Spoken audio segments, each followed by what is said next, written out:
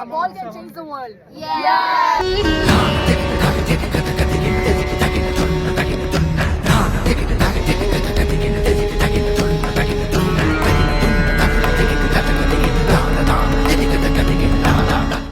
ನಮಸ್ಕಾರ ಎಲ್ರಿಗೂ.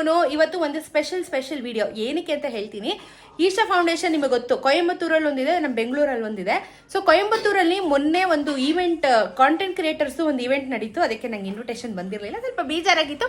ಪರವಾಗಿಲ್ಲ ಅಂತ ಹೇಳಿ ಇವಾಗ ಬೆಂಗಳೂರಲ್ಲಿ ಗ್ರಾಮೋತ್ಸವಂ ಅಂತ ಹೇಳಿ ಒಂದು ಈವೆಂಟ್ ನಡೀತಾ ಇದೆ ಇವತ್ತು. ಸೊ ಇವತ್ತು ಕಾಂಟೆಂಟ್ ಕ್ರಿಯೇಟರ್ಸ್ಗಳನ್ನ ಇನ್ವೈಟ್ ಮಾಡಿದ್ದಾರೆ. ಅದರಲ್ಲಿ ನಾನು ಕೂಡ ಒಬ್ಳಾಗಿದ್ದೀನಿ. ನನಗೆ ತುಂಬಾ ಖುಷಿ ಇದೆ.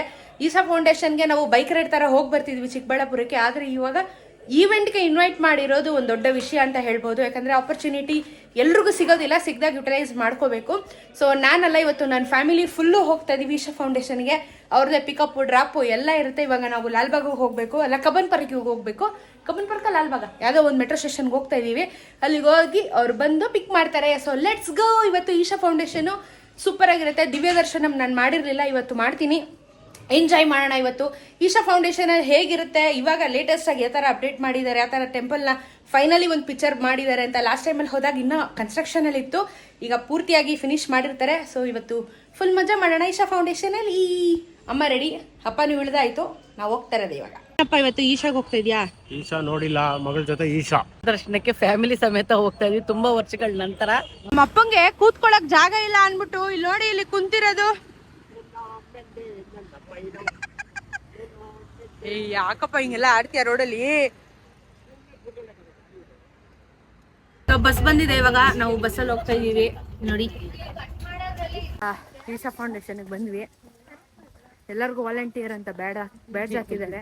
ಇವಾಗ ಮ್ಯಾಟ್ರ್ ಶುರುವಾಗುತ್ತೆ. ಸೊ ಇನ್ನು ಸ್ವಲ್ಪ ಹೊತ್ತಲ್ಲಿ ಈವೆಂಟ್ಗಳೆಲ್ಲ ಶುರುವಾಗುತ್ತೆ. ಹೊಟ್ಟೆ ಬೇರೆ ಸಿಗ್ತೈತೆ, ಗ್ಯಾಪಲ್ಲಿ ಏನಾದರೂ ಗುಣ ಕೊಡ್ತಾರ ನೋಡೋಣ. ಬರೀ ಇನ್ನು ತುರಿದೇ ಇಲ್ಲ ಇದ್ರೊಳಗೆ. ಅವ್ರ ಥರ ಇರ್ಬೇಕು ಸಣ್ಣ ಆದ್ರೆ. ಹೇಳು ಗ್ಲಾಸ್ ಹಾಲು ಕುಡ್ಕೊಂಡು ಸಣ್ಣಕ್ಕಿದ್ದಾರೆ. ನಾವ್ಯಾರು ಕಾಟ ಪಲಾವ್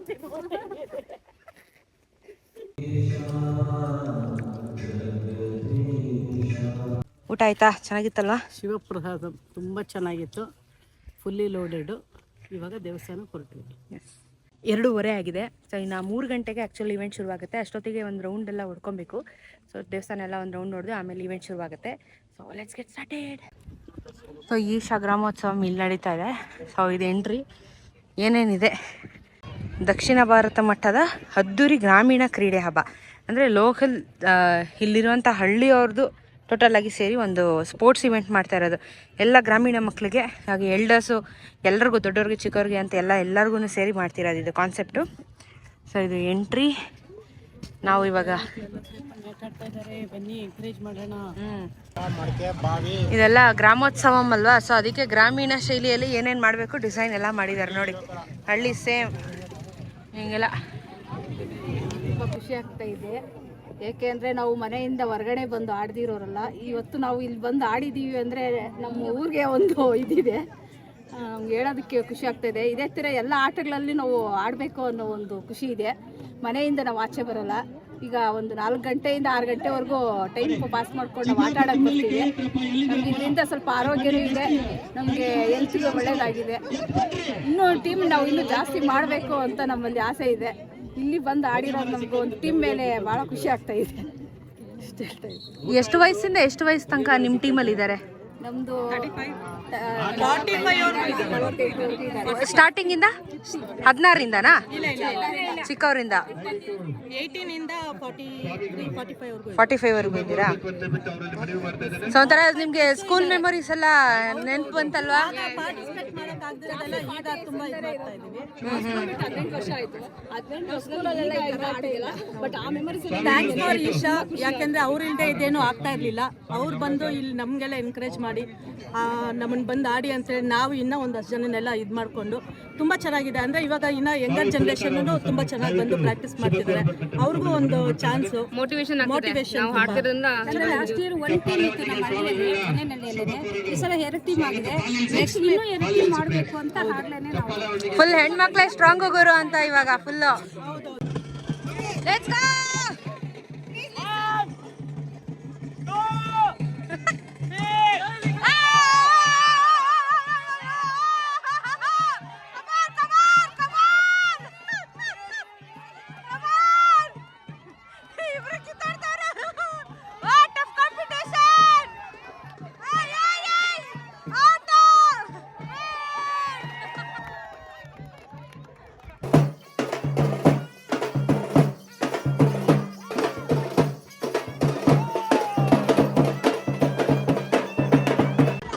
ಇಲ್ಲಿ ಹುಡುಗರದು ವಾಲಿಬಾಲ್ ನಡೀತಾ ಇದೆ. ಇದೇನೆ ಗ್ರಾಮೀಣ ಕ್ರೀಡೆ ಅಂತ ಹೇಳಿದ್ದು.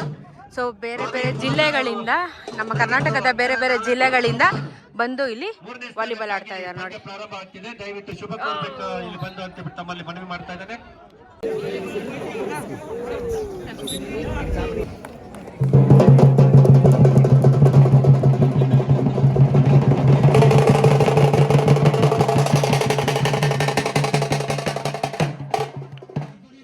ಸೊ ಗ್ರಾಮೋತ್ಸವ ನಡೀತಾ ಇದೆ. ಆ ಕಡೆ ವಾಲಿಬಾಲು, ಥ್ರೋ ಬಾಲು ಎಲ್ಲ ನಡೀತಾ ಇದೆ. ನಮ್ಮನ್ನ ಆಟ ಆಡ್ಸಿದ್ರು, ಖುಷಿ ಆಯಿತು. ಸೊ ಇನ್ನೂ ಇದೆ, ದೇವಸ್ಥಾನಕ್ಕೆ ಹೋಗೋಕ್ಕಿದೆ. ಬೇಸಿಕಲಿ ಈ ಒಂದು ಜಾಗಕ್ಕೆ ಬಂದಿದ್ದು ಈ ಥರ ಗ್ರಾಮೋತ್ಸವಮ್ಮು ತಮಿಳ್ನಾಡಲ್ಲಿ ನಡೀತಿತ್ತು. ಅದೇ ಕರ್ನಾಟಕದಲ್ಲಿ ಫಸ್ಟ್ ಟೈಮ್ ನಡೀತಿದೆ. ಇದು 16 ವರ್ಷದಿಂದ ನಡೀತಾ ಇದೆ. ಬಟ್ ಕರ್ನಾಟಕದಲ್ಲಿ ಫಸ್ಟ್ ಟೈಮ್ ನಡೀತಾ ಇರೋದ್ರಿಂದ ಇನ್ಫ್ಲುಯೆನ್ಸಸ್ನ ಇನ್ವೈಟ್ ಮಾಡಿದರು. ಸೊ ನಾನು ಇಲ್ಲೇ ಬರೋದಕ್ಕೆ ಇದೊಂದು ರೀಸನು. ಸೊ ಚೆನ್ನಾಗಿತ್ತು, ಒಂಥರ ಆರಾಮಾಗಿ ನಮಗೆ ಎಕ್ಸ್ಕ್ಲೂಸಿವ್ ಇರುತ್ತೆ. ಸೊ ಆರಾಮಾಗಿ ಈಶಾ ನೋಡಿದ್ದೀವಿ. ಬಟ್ ಇವಾಗ ಇನ್ನೂ ಚೆನ್ನಾಗಿ ಮಾಡಿದ್ದಾರೆ, ನಂದಿ ಎಲ್ಲ ಹಾಕಿದ್ದಾರೆ, ಚೆನ್ನಾಗಿದೆ. ಮೊದಲು ಇರಲಿಲ್ಲ. ಸೊ ಇನ್ನು ದೇವಸ್ಥಾನಕ್ಕೆ ಹೋಗಬೇಕಿದೆ, ಹೋಗೋಣ. ಆಮೇಲೆ ದಿವ್ಯ ದರ್ಶನಂ ಇದೆ, ಅದನ್ನು ತುಂಬ ಜನ ನೋಡಿರಲ್ಲ. ಸೊ ವಿಡಿಯೋದಲ್ಲಿ ಅದನ್ನು ತೋರಿಸ್ತೀನಿ, ಎಂಜಾಯ್ ಮಾಡಿ.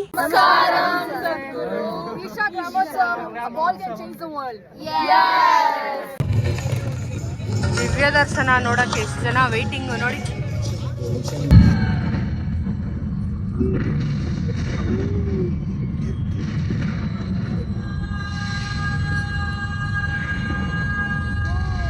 Over 15,000 years ago, a being appeared in the upper regions of Himalayas. No one knew who he was, where he came from. The origins of this spectacular being were unknown.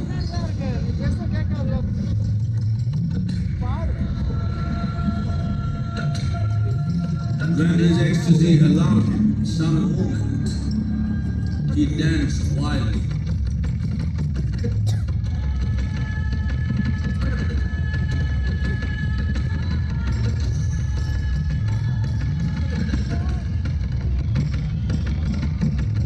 When intensity peaked, he became utterly still. People saw that he was experiencing dimensions that no one had ever known or able to fathom. His ecstasy and intensity allowed him to transcend his physical form. Witnessing an individual human in union with the cosmos, they called him a yogi, as he was the first one, the Adi Yogi.